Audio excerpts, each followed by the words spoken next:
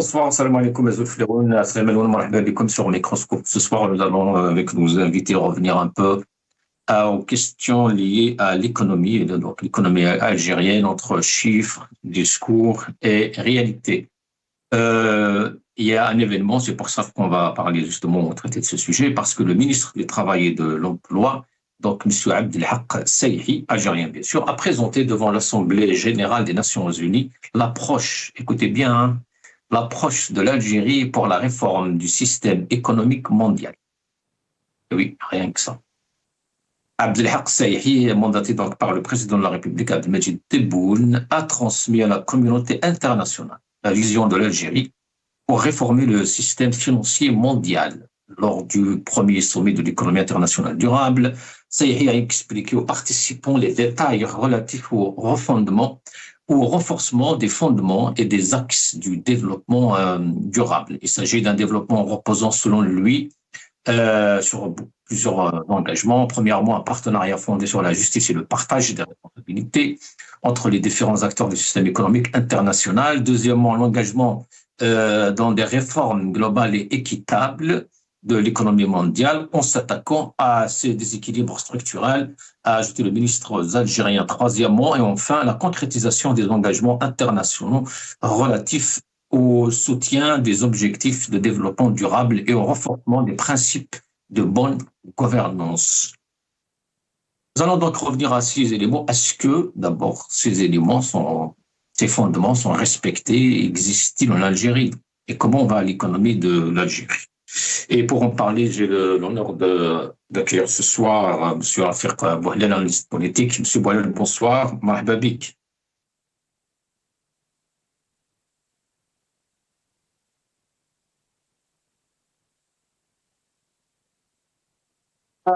Monsieur Bouhlel, on ne vous entend pas. Je pense qu'il y a un petit problème. Peut-être vous êtes sur le mute. Ah, pardon, excusez-moi. Donc, oui, effectivement. Bonsoir à tous les téléspectateurs, téléspectatrices de la chaîne Al-Maghribia, à l'équipe technique et merci beaucoup pour l'invitation pour cette émission spéciale. Merci à Texaha, Rafiq, marhaba bik. Nous allons être rejoints dans quelques instants par Jamel Guettou, chercheur en sciences sociales. Monsieur Bouhlel, alors, histoire Bouhlel, enfin, beaucoup d'Algériens sont un peu choqués, hein, pour ne pas dire. On est maintenant là où on est à donner des leçons sur l'économie à la planète, à tous les pays du monde. Honnêtement, je ne comprends pas par quel moyen ce gouvernement réfléchit pour se permettre de donner des leçons d'économie aux Nations Unies et à la planète entière, alors que depuis l'arrivée de Tebboune et de Chingriha en 2019, le taux de chômage a explosé au point où les chiffres publiés par Pôle emploi Algérie ne sont plus donnés depuis quasiment 2 ans.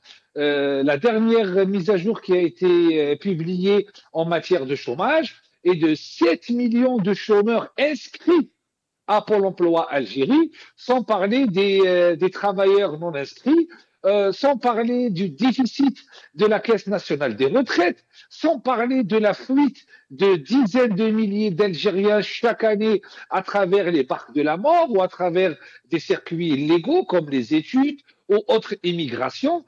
Et le gouvernement algérien se permet de donner des leçons en quoi l'Algérie a réduit les inégalités sociales. Depuis l'arrivée de Tebboune et de Chingriha, l'inflation a connu l'inflation à 2 chiffres qui a explosé, le pouvoir d'achat qui a nettement réduit, la classe moyenne a quasiment disparu. Aujourd'hui, quand un couple avec 2 enfants gagne 100 000 dinars par mois, il n'arrive pas à tenir à peine 15 jours. Donc, sur quel point le gouvernement s'est basé pour donner ce type de leçons, que ce soit en économie et dans tous les domaines, sachant que depuis 2019 à 2025, le PIB de l'Algérie est toujours constitué à 96% ou à 97% d'hydrocarbures. Il n'y a pas de diversité. Monsieur Boilet, peut-être avant d'arriver à ces chiffres, Peut-être une question par rapport à la forme aussi, à ces déclarations. Quand le ministre parle de trois axes, alors il parle de les réformes, le partenariat, les réformes et la concrétisation des engagements. Est-ce que ces trois éléments existent aujourd'hui en Algérie? Est-ce qu'on respecte ces axes en Algérie? Est-ce que l'économie est basée sur ces axes réellement ou concrètement? Ces trois axes sont inexistants et pour preuve, je vais évoquer des éléments très précis que les téléspectateurs peuvent vérifier. En matière de partenariat, les partenariats algéro-algériens ne sont pas respectés, les partenariats algéro-étrangers ne sont pas respectés et pour preuve, en 2022, avec le Premier ministre, l'ancien Premier ministre Ayman Ben Abdelrahman, a même organisé des journées concernant le respect des PPP, ce qu'on appelle le partenariat public-privé, et sur la formation des juges en matière de lutte contre la corruption, car les contrats ne sont pas respectés et les partenariats ne sont pas respectés. Et sur le terrain, depuis 2019, on ne voit aucun partenariat. Des partenariats concernant l'automobile, il n'y a pas de production automobile. Des partenariats concernant la sous-traitance automobile, on a une pénurie de pièces de rechange. Un partenariat dans l'agriculture, on a une pénurie de pommes de terre, d'oignons, de bananes. Chaque mois, il y a une pénurie qui explose. On est arrivé où le président de la République, Abdelmajid Tebboune, parle de batata et de loubia et de hadith lors de ces interviews télévisées. C'est gravissime. En deuxième lieu, en troisième lieu, concernant les réformes, il n'y a aucune réforme structurelle qui a été mise en place. Il n'y a que des bricolages sortis de la tête de ministres incompétents, comme la légalisation du commerce du cabas, alors que on est censé favoriser l'investissement, on est censé favoriser la création d'entreprises, petites, moyennes entreprises, et l'industrie légère pour les investisseurs, et le gouvernement algérien légalise le cabas pour favoriser le marché noir des devises. Comment peut-on avoir ce type de déclaration alors qu'en réalité, tout est contraire?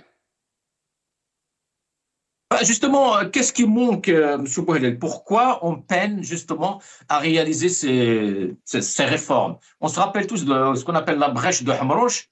On avait quand même réussi. Est-ce que c'est un manque de volonté politique? C'est quoi? Alors, ce n'est pas un manque de volonté politique, mais c'est une incompétence profonde du gouvernement et du mode de gouvernance. On est, depuis l'arrivée de Tebboune et de Chingriha, on est dans une gouvernance 100% militaire qui est sortie de manière publique et de manière voilà, on peut pas dire que aujourd'hui on est dans une gouvernance démocratique, on est dans une gouvernance dictatoriale au niveau économique, au niveau politique, et la nomination des gouvernements successifs avec 4 premiers ministres, ce gouvernement n'est pas basé sur la compétence, mais elle est basée sur l'incompétence. Et les scandales de corruption qui secouent le quotidien des Algériens et des Algériennes prouvent encore une fois que nous n'avons pas, le gouvernement algérien actuel n'a pas les moyens, que ce soit intellectuel, que ce soit économique, que ce soit politique, pour mener à bien ces réformes sur le terrain. Et cela se traduit malheureusement par une explosion du chômage que le gouvernement ne peut pas nier, par la fuite des cerveaux, par la fuite des investisseurs. Même les investisseurs étrangers, pour la plupart, ont quitté l'Algérie avec une explosion des procédures d'arbitrage à l'encontre de l'Algérie auprès des tribunaux internationaux. Et cela, le gouvernement algérien ne peut pas le cacher, il ne peut pas le démentir. Merci, voilà. Nous sommes rejoints par Jamal Gissoum.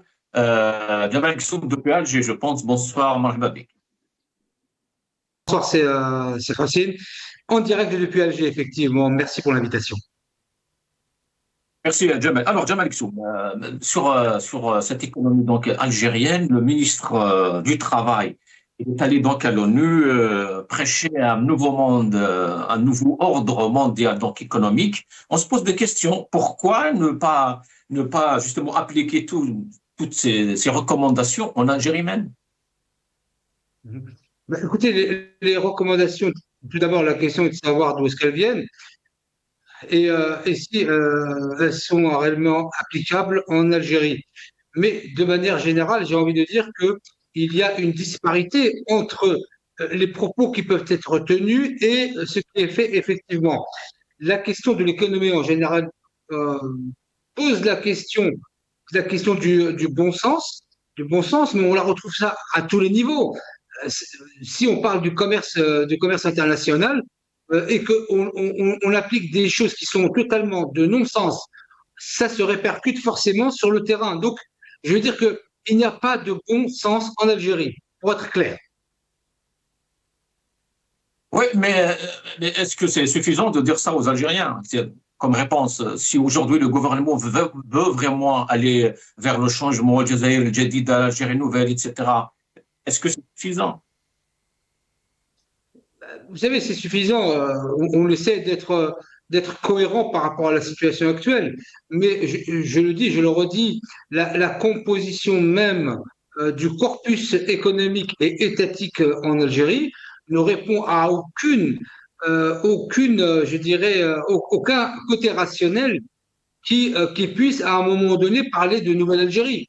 Ça, c'est une réalité. Donc, cette problématique-là, on la retrouve à tous les étages et à tous les champs, que ce soit l'économique, le social, la politique. On applique une politique en Algérie qui n'est pas une politique avec un standard international. L'économie non plus. Donc, la question principale, puisque vous me dites, est-ce que ça suffit de dire cela aux Algériens? Moi, j'ai envie de dire, il suffirait simplement que le président Tebboune choisisse une équipe qui soit composée de professionnels et des gens qui sachent ce qu'ils font. Or, toutes les personnes en Algérie qui ont des postes à responsabilité, qu'elles soient politiques ou économiques, ne répondent à aucun des critères qui puissent répondre à un minimum de bon sens. Là, je suis en train de parler de bon sens. Vous parlez de l'ONU, etc. Moi, je parle simplement de bon sens. Il n'y a pas, politiquement, économiquement, socialement et à tous les niveaux, de bon sens en Algérie. Il nous manque du bon sens. Oui, mais quand le ministre, d'accord, il n'y a pas de bon sens, Djebel Kissou, mais quand le ministre, il parle avec un bon sens. Plus loin que ça, il parle au nom du président de la République. On ne voyait pas. D'ailleurs, je ne sais pas pourquoi, tous les ministres algériens commencent par cette phrase. C'est toujours le président qui m'a dit, qui m'a chargé, qui m'a confié. Je ne sais pas pourquoi. Normalement, ils sont là, justement, ils ont des projets, etc. Mais bon, passons. Jamal Guessou, quand ce ministre, justement, parle au nom du président de la République et fasse une leçon, justement, politique ou de l'économie politique à des centaines de pays à l'ONU, il faut quand même avoir un minimum de bon sens. Non, mais là, on est dans les éléments de langage. Nous ne sommes Oui. pas dans je veux dire, on est évidemment qu'il est devant des centaines de pays. Il doit avoir un Non, discours Jamal qui Guessou, puisse être Jamal Guessou, entendu. Jamal Guessou, je voulais dire que parler au peuple algérien, oui, peut-être on passe par etc. Même les Algériens qualifient ça de mensonge, hein, mais quand on est devant quand même toute la planète. Oui, mais ça ne change rien. Je veux dire que il y a une façade. Les gens disent ce qu'on a bien envie d'entendre et de démontrer que l'Algérie est à la hauteur. Mais dans une question, je le dis, je le répète, une question d'éléments de langage. Il ne s'agit pas pour autant de choses qui vont être faites. Vous me dites, oui, ils peuvent dire ça au peuple algérien, je veux bien, mais peu importe, moi, vous savez, je ne suis pas un idéologue, moi, je suis un pragmatique. Un discours, moi, je l'entends rarement, que ce soit à l'ONU ou en Algérie. Donc, les discours, c'est une chose. Ce qui est fait et ce que ressent le peuple algérien en est une autre. Donc, ils peuvent avoir les discours qu'ils veulent là où ils le veulent. Moi, je ne suis pas avec le corbeau et le fromage. Vous comprenez? Donc, c'est bien beau d'avoir un langage Hmm. qui soit commun dans une instance internationale. Mais moi, ce qui m'intéresse, c'est ce qui se passe en Algérie. Ce qui est dit à l'ONU, je me fiche de ça, moi. D'accord. Mais c'est le ministre algérien qui tient ce discours, justement. C'est pour ça qu'on se pose ce genre de questions, Jamal Guessou. Bouhelel, on va regarder Oui, cette bien petite. sûr.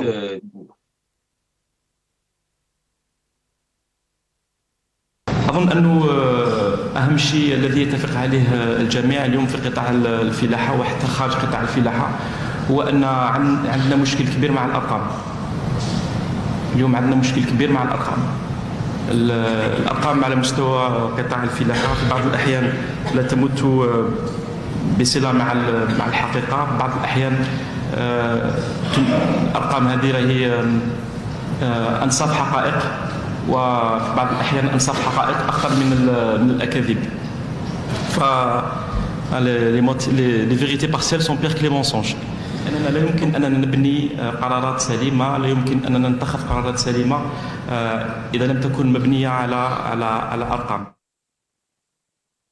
Rafik Bouhelel, les vérités partielles. C'est très grave ce que justement dit ce ministre. Il est en train d'accuser le ministre donc précédent, et c'est comme ça à chaque fois. Hein. À chaque fois qu'un ministre arrive, et justement, comme je pense qu'il y a un verset coranique dans ce sens. Mais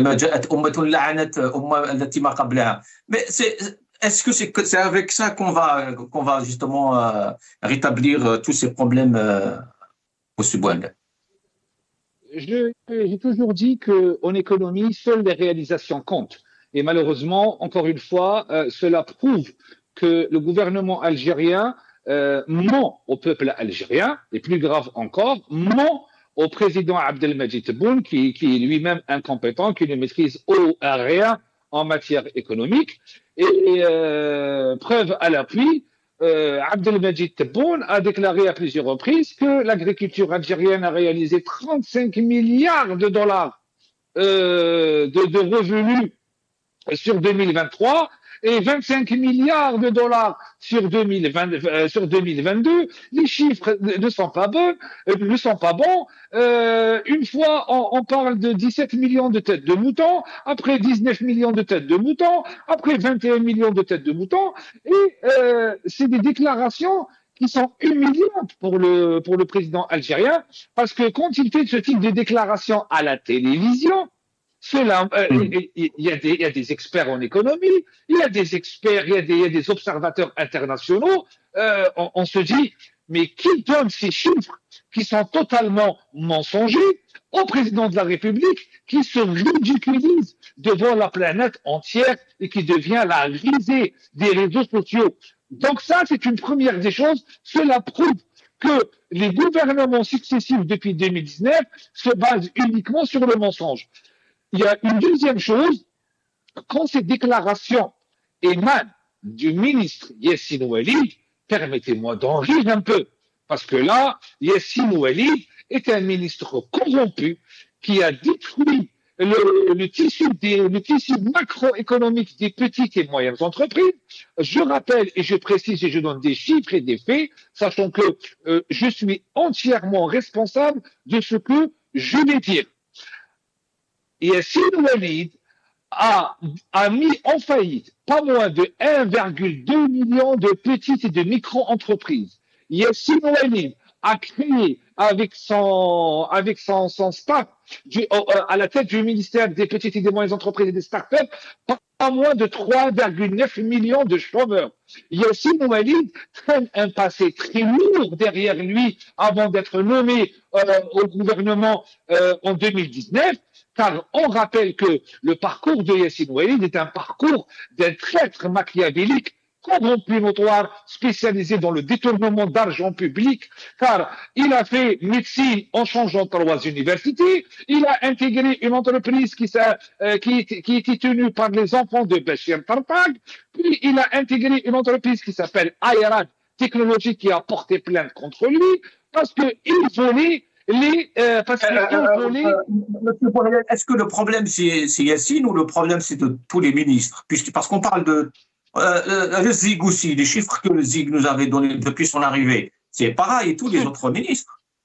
Alors, ce n'est pas le problème que de Yassine Ouelid. Yassine Ouelid est un corrompu et un menteur qui donne des faux chiffres au président de la République mais c'est la même chose pour Kamel El-Zik, c'est la même chose pour Mohamed Argan, le ministre de l'énergie, c'est la même chose pour le ministre, l'ancien ministre du commerce. On se rappelle, Monsieur Poirier, on se rappelle tous de la déclaration de Ben Guerina, celui qui a fait exploser d'ailleurs cette histoire de chiffres, parce qu'il avait déclaré dans une conférence qu'il y a un ministre qui donne de faux chiffres à Tebboune. Il parlait justement du ministre de l'Agriculture remplacé aujourd'hui par Wadi.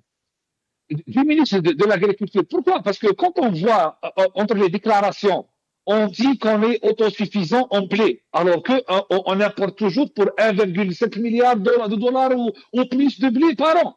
On dit qu'on est autosuffisant avec la pomme de terre, alors que la pomme de terre coûtait 60 dinars, elle est passée à 150 dinars. Donc, on n'a pas d'autosuffisance. On a des pénuries même au niveau des bananes. C'est incroyable. Comment on arrive à chaque début du mois de Ramadan, une explosion du prix, et pour une seule excuse, c'est Al-Mudharaba, les commerçants qui en profitent, et pour mettre un peu de crédibilité dans leurs mensonges, ils emprisonnent des pauvres commerçants pour 10 ans de prison avec des accusations fallacieuses. Donc, les déclarations de Yassine Ouelid sont des déclarations mensongères, comme lui avait déclaré qu'il y avait 2350 dépôts de brevets au niveau de l'INAPI, alors que le rapport mondial a indiqué que l'Algérie avait déposé uniquement 7 brevets en 2022. Donc, il a donné des faux chiffres. Quand il a déclaré qu'il y avait 20 000 startups en Algérie, alors que les startups n'existent pas, c'est un marché quasiment inexistant et ce n'est que du blabla, c'est des faux chiffres aussi. Et c'est pareil pour l'agriculture, parce que le citoyen algérien, quand il va au marché faire ses courses, il voit la différence des prix, il voit l'augmentation exponentielle des légumes et des fruits. Aujourd'hui, le citoyen algérien n'arrive plus à manger de la viande, à manger des sardines ou du poisson ou du poulet. En 2019, on exportait les pieds de poulet avec Kamel El-Zik. En 2023, on importait des poulets du Brésil. Donc, c'est des réalités que le gouvernement algérien ne peut pas nier et que Yassine Ouelid les déclare aujourd'hui ou demain ou après-demain. Celui qui va venir le remplacer va faire les mêmes déclarations et humilier le secteur de l'agriculture. Il faut arrêter. On n'est pas développé autant pour pouvoir numériser un secteur aussi compliqué. On n'a pas de filière de stockage, de distribution, de chambres froides pour pouvoir maîtriser tous les aspects des produits agricoles, du producteur aux consommateurs. On n'arrive pas à exporter à l'international car on n'arrive pas à répondre aux besoins nationaux. C'est pour cette raison que je dis que les déclarations du ministre Yassine Ouelid, elles sont totalement vraies concernant le mensonge qu'il y a sur les chiffres. Mais pourquoi la justice ne s'est pas saisie de ces déclarations? Pourquoi la justice n'a pas ouvert une enquête préliminaire pour vérifier les dires et les déclarations graves de ce ministre? Pourquoi la justice est toujours absente aujourd'hui? On s'était posé cette même question d'ailleurs le jour où Ben Guerina avait tenu ses propos aussi. Restez avec nous, Jamel Guissou. Nous allons écouter Abdelmajid Tebboune. علم الفلاحة تقنيات ايونوي برودكسيون انتاج وطني يساوي 25 مليار دولار لاول مره في تاريخ الجزائر بعد ما طلع سعر البترول اللي الفلاحه جابت اكثر من البترول. اصبحنا اليوم الفلاحه نتاعنا راها تنتج 37 مليار دولار سنويا. 37 مليار يعني تكاد توصل ما يصدر من محروقات. اذا الفلاحه السنه هذه نقدروا الانتاج الفلاحي نتاعنا حوالي 38 مليار دولار. يعني شويه اقل من انتاج المحروقات. الانتاجيه التي وصلتها فلاحه الجزائر حيث تجاوزت السنه هذه انتاج يقارب 37 مليار دولار. يعني نصف اكثر من نصف المداخل نتاع المحروقات. أن الفلاحة لحقت المنتوج يساوي تقريبا 25 مليار دولار، اكثر من المردوديه نتاع الشيء اللي جابوا البترول والغاز. Jamal Kissoum, alors l'agriculture, voilà ce qu'on nous ramène, 25 milliards, 37 milliards, 38 milliards, les chiffres sont faux, c'est le ministre qui le dit, c'est Ben Grina qui le dit. Est-ce que Tebboune est en train de raconter, de donner des chiffres faux aux Algériens? Ben, écoutez, moi, d'abord, ce que j'aimerais dire, c'est que je ne veux pas essentialiser mon propos, non seulement autour des personnes ou autour même des propos qui sont tenus. Moi, je ne vais pas parler ni de pieds de poulet, ni de poisson, ni de 25 milliards, ni de 37 milliards de dollars. Donc, j'ai envie de ne pas me perdre dans ces propos. Moi, ce que je retiens en tout état de cause, et c'est pour ça que je dis qu'il ne faut pas essentialiser, c'est uniquement sur la question de la gouvernance et les compétences. Que ce soit ce ministre de l'Agriculture ou un autre, que ce soit le président Tebboune ou un autre, le problème n'est pas dans les propos qu'ils tiennent et qui sont là en finalité pour amuser la galerie. Moi, j'ai envie de dire simplement que la question de la maturité politique et de la maturité en termes de gouvernance, je préfère me concentrer sur cela parce que la grande difficulté de l'Algérie est dans ces deux spectres sont bien plus importants. La question de la maturité politique autour des gens qui sont nommés reste, de mon point de vue, tout à fait essentiel, et du choix du président dans les personnes qui l'accompagnent. La question du gouvernement, elle se pose également. Vous avez dit tout à l'heure, Serh Hussein, que quel que soit le ministre, ils disent à peu près la même chose.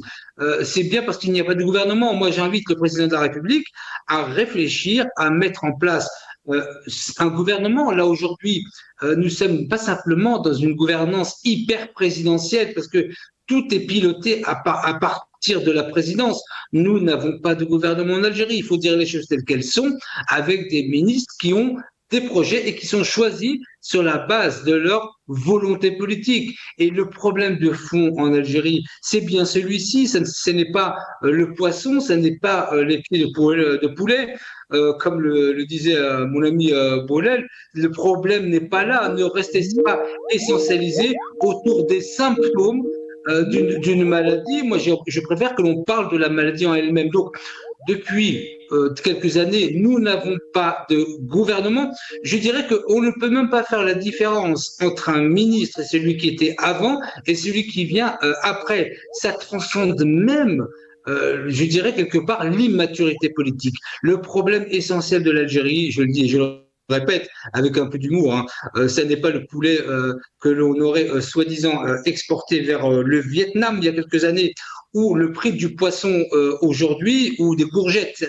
Le problème de fond n'est pas là. Donc, ni essentialiser sur les personnes. Moi, je ne vais pas attaquer des personnes sur leur passé si je n'ai pas d'éléments, ou alors j'invite Monsieur Bourrel à le faire et à préciser, parce que les attaques de type personnel ou même sur les antécédents ne servent pas la cause du pays. Attaquons-nous au réel problème, anonymiser quelque part, et en l'occurrence de l'immaturité politique, l'absence de gouvernement en Algérie. Il n'y a pas de gouvernement. Le président de la République peut dire ce qu'il veut. Il n'a pas nommé des ministres, il a nommé des administrateurs. Et donc, sans réelle politique en Algérie, que ce soit la question de l'agriculture, que ce soit la question des infrastructures, que ce soit la question sociale, que ce soit la question culturelle, nous ne sortirons pas de ce carcan si nous n'avons pas de réelle politique et une réelle gouvernance. Le problème est bien là, il n'est pas ailleurs. Justement, je voulais vous couper, Jamal Kissoum, mais bon, je n'ai pas pu parce que je pense qu'il y a un problème technique. Je ne sais pas si vous m'entendez bien, Jamal. Moi, je vous entends. Très bien. Justement, parlons-en, je voulais dire, Jamal, parlons-en, pourquoi on n'a pas de bons gouvernants, pourquoi on a une mauvaise gouvernance, pourquoi on n'arrive pas justement à recruter de bonnes personnes, pourquoi Tebboune est entouré des gens médiocres, c'est ce que vous voulez dire. Pourquoi alors? Parlons-en. Écoutez, moi je trouve que c'est assez mystérieux. Moi, ça relève d'un mystère que de ne pas trouver de personnes qui soient d'abord fiables, sur la question de la nation, parce que ce qui importe en premier lieu, ce ne sont pas les personnes, mais ce que la nation va bénéficier ou pas d'un ministre, d'un secrétaire, quel que soit le poste d'ailleurs. Et le fait qu'en Algérie, le président Tebboune, je ne sais pas s'il n'arrive pas à trouver des personnes d'abord honnêtes. Hein, la première question, c'est la question de l'honnêteté intellectuelle et des personnes qui soient des managers. Un pays, c'est un peu comme une entreprise. Il faut des bons managers et qui agissent dans l'intérêt de la société qu'ils dirigent et non pas sur des questions d'intérêt personnel. Moi, ça relève de mon point de vue d'un mystère des compétences en Algérie. Il y en a énormément. J'aimerais même dire qu'il y a plus de compétents que d'incompétents. Mais comment se fait-il que le président de la République ne choisisse pratiquement que chez les incompétents? De 2020 à aujourd'hui, je ne sais pas ce qui a réellement changé politiquement en Algérie dans tous les domaines. Évidemment que cela me pose question. Le choix des personnes, il est important parce qu'en politique, porter une politique, c'est aussi avoir des convictions. On voit bien, et même aux images que vous avez diffusées, que les personnes qui applaudissent le président sans même connaître le fond de ses déclarations n'ont pas de réelle personnalité politique. Et il n'y a pas en Algérie de personnalité politique. Les ministres, que le président Tebboune dise quelque chose ou l'exact contraire, ils vont applaudir de la même manière. Ça pose question. Alors, je dis souvent dans vos émissions que la question de la santé mentale peut se poser, mais on peut se poser la question. Comment se fait-il que quand le président dit noir, tout le monde applaudit, et sur le même sujet, s'il dit blanc, tout le monde va applaudir? Donc, nous n'avons pas de personnalité politique en Algérie. Il y a eu un communiqué du président Al-Hurriyet sur la question de la gouvernance. Il y a aussi Soufiane Djilali, président de Gil Jadid, qui arrête et qui souhaite qu'il y ait un autre président. Nous sommes dans une réelle difficulté de gouvernance politique au-delà de l'essentialisation autour des personnes qui la composent. Donc, je le dis, je le répète, l'important, ce ne sont pas des noms, des faits, des produits agricoles, des produits de la mer. C'est pas ça le sujet. Nous sommes loin du compte. Restons concentrés vraiment sur la question de la gouvernance et de l'impossibilité, visiblement, du président de la République à trouver des compétences et des gens qui ont un peu de bon sens. Je répète, donc la question du bon sens se pose. Merci, Jabal. Restez avec nous. Un internaute nous envoie une remarque. Le système bancaire algérien est parmi les plus faibles et les plus inefficaces au monde. Des banques figées, une monnaie effondrée et non convertible, un gouvernement vaincu par la pénurie, les spéculations et la cherté de la vie, incapable d'assurer l'approvisionnement en biens et en pièces de rechange, d'organiser le marché, de stabiliser les prix, un régime qui distribue la rente sans production, sans développement et sans système financier cohérent, prétend dispenser des leçons en matière de réforme de l'économie mondiale et de développement durable. L'Algérie ferait mieux de réformer son propre système économique et financier afin de garantir un développement durable au lieu de se targuer de proposer une approche pour réformer l'économie mondiale. Rafik. De ce cher internaute, les téléspectateurs de la chaîne Al-Maghalibiya peuvent revenir sur des archives de 2018 où j'ai déclaré sur des chaînes de télévision algériennes que le système bancaire algérien est archaïque et tellement sous-développé qu'il ressemble plus à un système bancaire du temps des dinosaures, pour vous dire à quel point j'étais très sévère avec ce système bancaire. Les banques en Algérie sont des simples guichets. On retire de l'argent ou on verse de l'argent, ni plus ni moins. On ne peut pas faire de transfert, on ne peut pas faire du e-payment, on ne peut pas faire du m-payment, on ne peut pas faire quoi que ce soit d'utile avec son argent. C'est, comme l'a dit l'ancien ministre des Finances, M. Bounouar, qui a été exilé en Suisse pendant plusieurs années et menacé de mort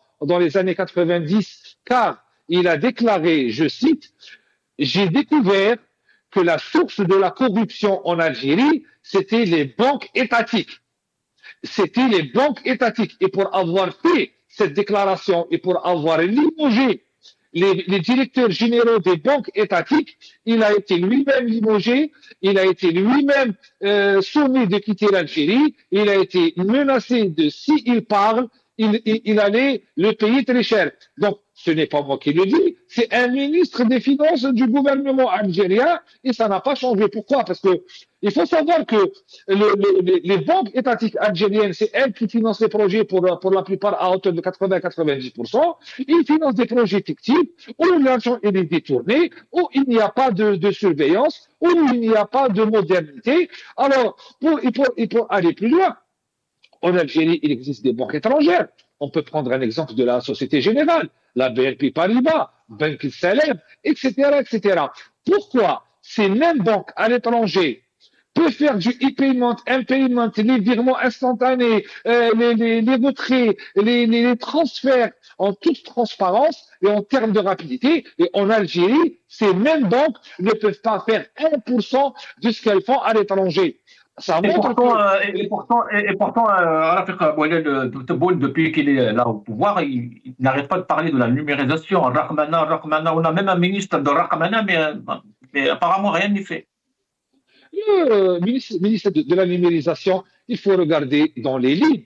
N'importe quel Algérien, il est capable de télécharger la loi de finances 2023. Le budget pour la numérisation pour 2023 est de 2 millions de dollars. 2 millions de dollars, c'est le budget de la numérisation d'un pays. C'est honnêtement, pour ceux qui maîtrisent un peu la numérisation, pour ceux qui maîtrisent un peu les chiffres, c'est insuffisant pour numériser une mairie de 10 000 ou de 15 000 habitants. Quand on voit que le budget a été alloué de 2 millions de dollars, cela montre qu'il n'y a aucune volonté au gouvernement algérien de numériser et de généraliser la numérisation. On parle de TPE, le terminal de paiement électronique. 95% des commerçants algériens ne disposent pas de terminal de paiement électronique et s'appuient sur les échanges de monnaie de main à main. Ce qui a créé pas moins de 90 milliards de dollars de monnaie qui est en dehors des circuits bancaires. Et ce n'est pas moi qui le dis, c'est le président algérien Abdelmadjid Tebboune qui le déclare lui-même. Ça veut dire le tiers du PIB algérien est en espèces en dehors du secteur légal. Encore plus loin, en termes de fiscalité, je vous donne même des chiffres, au ministère des Finances, pas moins de 35 wilayas.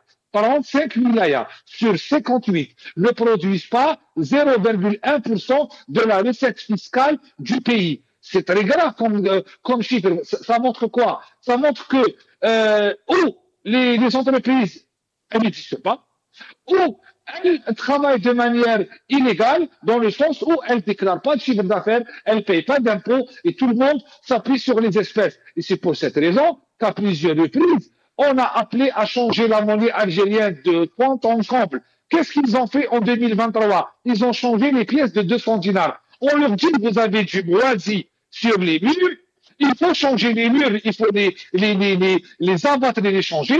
Et le gouvernement algérien ne fait que changer la tapisserie. À quoi bon changer les pièces de 200 dinars alors qu'il faut changer toute la monnaie algérienne? Et ça, les banques en Algérie ne sont pas capables de proposer ce type de service parce que la politique et les lois algériennes ne le permettent pas. Merci Rafik Boudel. Jamel Gissoum, nous allons regarder cette vidéo. يتيح هذا الاجتماع فرصة لتسليط الضوء على التقدم المحرز في تنفيذ برنامج العمل المتعلق بالشباب، وكذلك إبراز التحديات الرئيسية التي لا تزال تواجه الشباب والتي تقودنا إلى تأكيد التزامنا باتخاذ إجراءات أكثر طموحا بشأن البرنامج الداعم لهذه الفئة. La jeunesse. Alors, donc, notre ministre est en train de parler donc de la jeunesse, comment prendre soin de la jeunesse, et tout le monde sait comment souffre la jeunesse algérienne. La jeunesse algérienne qui aujourd'hui qui est dans la Méditerranée, malheureusement, avec des hargas chaque jour, chaque jour, chaque jour. Et maintenant, on a même un général, apparemment, hein, qui aurait pris un botté. Oui, écoutez, moi, vous savez, en plus, la jeunesse, c'est vraiment mon corpus, c'est mon métier. Effectivement, que lorsqu'on n'a pas de perspective à donner à une jeunesse, non seulement elle tombe psychologiquement en désuétude, mais en même temps, elles partent par des moyens, en général, illégaux. Ces difficultés qui ont été tracées, qui ont été indiquées depuis le début de l'émission, en tout cas, personnellement, je les entends et je les reconnais. Moi, d'abord, je voudrais aborder tout ce que vous avez évoqué depuis le début de l'émission sous deux angles. Il y a d'abord le fait que je parle d'ici, d'Alger, et donc je vois tous les jours, je rencontre des jeunes tous les jours, et je vois la réalité, je dirais, pas culturelle, mais économique tous les jours. Et ce que je peux dire, et cela on me connaît, hein, vous savez, je n'ai pas ma langue dans ma poche. J'ai envie de dire que par rapport aux années début 2020 et plus précisément depuis 2013, sans rentrer dans les détails, pourquoi? Depuis 2013, il y a quand même une évolution certaine dans non seulement les infrastructures. Maintenant, vous savez, je prends le tramway et le métro pour me rendre à Alger, à partir de là où je suis. Je vois les infrastructures, les choses ont évolué. Il ne faut pas, je dirais, voir que du côté sombre des choses. Il y a énormément de choses qui ont évolué. Il y a beaucoup de jeunes franco-algériens, j'en fais partie, sauf que je ne suis pas jeune, qui reviennent en Algérie avec un certain espoir de mettre en place des activités économiques et sociales en Algérie. Ce côté, il faut aussi le voir. Moi, ce que je dirais par rapport à la jeunesse, c'est que évidemment que quand on n'a pas de perspective, on ne peut pas en vouloir non seulement à la jeunesse, mais à des familles entières, à des universitaires, à même des gens qui étaient fonctionnaires, de vouloir partir de l'Algérie par absence de perspective. Mais ce que je voudrais dire aussi, c'est que si des jeunes franco-algériens, des jeunes algéro-américains, canadiens, belges, je n'ai rencontré beaucoup, et je serai au salon de la formation professionnelle le samedi, le 6 octobre prochain. Et ça va être aussi un moment de rencontre important. Il y a des choses qui se passent en Algérie et on ne peut pas dire qu'il ne se passe rien. Il y a effectivement une gouvernance archaïque, mais à quel point est-ce qu'on va dire au président de la République qu'il y a une autre manière de faire et qu'il n'y a pas simplement le fait de nommer un ministre parce qu'on le connaît bien.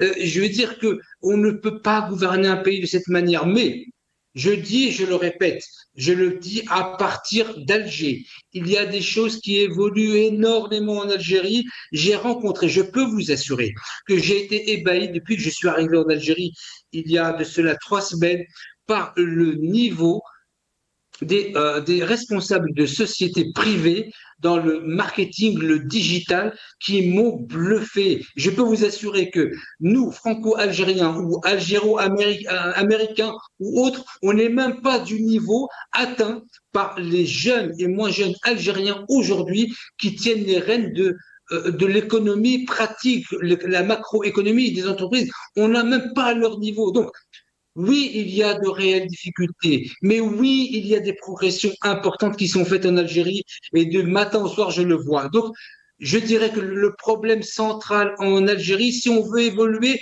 encore plus, c'est la question de la gouvernance. Elle reste prégnante. Je ne sais pas pourquoi le président de la République ne l'entend pas. Je ne sais pas. Mais comment régler ce problème de gouvernance, Jamel? Parce que tous les Algériens parlent de ça, hein, mais justement, ils appellent à un changement. Oui, ils appellent un changement. On appelle tous à un changement. Et pourquoi ça ne bouge pas? Et je dis au président de la République, pourquoi n'entendez-vous pas? Le général de Gaulle avait dit en 58, je vous ai compris. Moi, j'ai envie que le président Tebboune le dise d'une autre manière en disant, je vous ai compris. Et ça vient de partout dans le monde. Ça vient de l'Algérie sur la question du choix et des compétences des gens qui vous entourent. Je vous dis, Monsieur le Président, de ne pas avoir le même langage que le général de Gaulle, on s'en passera, mais de mener en place, et pourtant, je dis au président de la République, c'est bien simple ça, choisir des gens compétents, parce que c'est vraiment compliqué. On arrive à le faire en entreprise. J'ai envie de dire, par exemple, au président de la République que s'il nomme des gens pour s'occuper de sa famille, de sa sécurité et d'autres, il va faire des bons choix. Il va faire des bons choix, c'est sûr. Je dis, l'Algérie, c'est votre famille. Faites les bons choix pour votre famille. Voyez l'intérêt de la famille algérienne et du peuple algérien et il fera de meilleurs choix. Tout seul, il n'y arrivera pas. C'est sûr. C'est pas parce qu'on est président qu'on peut tout décider et tout faire. Mais je dis au président de la République, c'est votre responsabilité. Vous avez voulu être président de la République. Il faudra à un moment donné assumer cette responsabilité devant les hommes et devant Dieu. Donc je dis au président de la République, faites le bon choix maintenant. Merci Jamal Gissoum, يعطيك الصحة. D'être avec nous. Un dernier mot, rapidement, s'il vous plaît.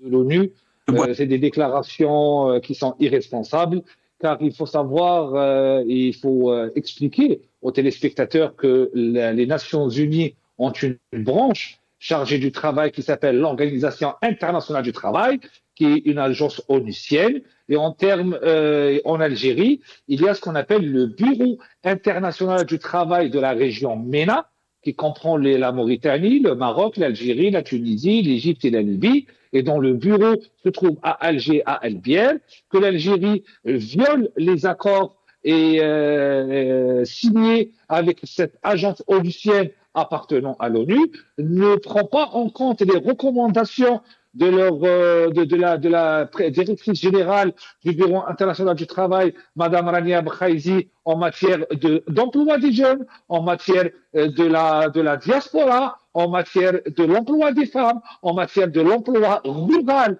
des femmes et des hommes, et en matière de la réduction de l'inégalité dans le travail. Donc malheureusement, encore une fois, c'est extrêmement dommage quand on voit tous les discours des politiques algériens se basant sur la jeunesse, mais en réalité, c'est malheureux à le dire parce que je suis algérien et cela me fait très mal au cœur. En 2023, 13 000 Algériens ont fait une demande d'asile politique dans les pays européens, alors qu'en Algérie, on n'est pas en guerre.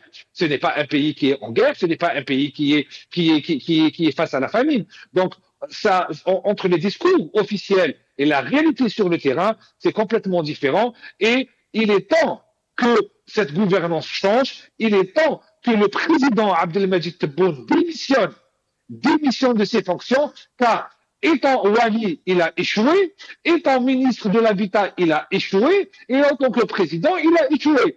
Il doit présenter sa démission, il doit présenter ses excuses pour le peuple algérien et de dire je ne peux pas, cette fonction est trop grande pour moi, j'étais qu'un simple Wali, j'ai été propulsé à travers des élections truquées au poste de président, je ne peux pas diriger le pays car je n'ai pas les capacités intellectuelles, ni les capacités physiques, ni la santé pour pouvoir gérer un pays aussi grand que l'Algérie. Merci Rafik Bouhel, يعطيك الصحة. Il y a Jamal Gissoum qui demande un dernier mot. Jamal Gissoum, 30 secondes, s'il vous plaît.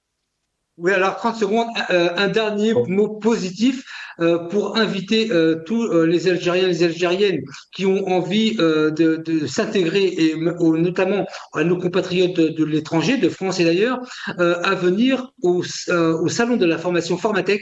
Il y aura des gens extraordinaires du 6 au 9 octobre sur la formation professionnelle dans tous les domaines, le digital. L'Algérie a de quoi faire, Inch'Allah, elle est composée de personnes très très professionnels. Terminons sur une bonne note en leur disant tous, venez du 6 au 9 octobre à la SAFEX, j'y serai, j'y tiendrai mon stand, c'est aussi une publicité, et nous allons faire des choses ensemble, Inch'Allah. Merci يعطيك الصحة. La publicité جبنا شوية تمر من واد السوف. Merci يعطيكم الصحة. D'accord. Monsieur Bouhel, Jamal Gissoum, merci à vous tous. Demain, Inch'Allah.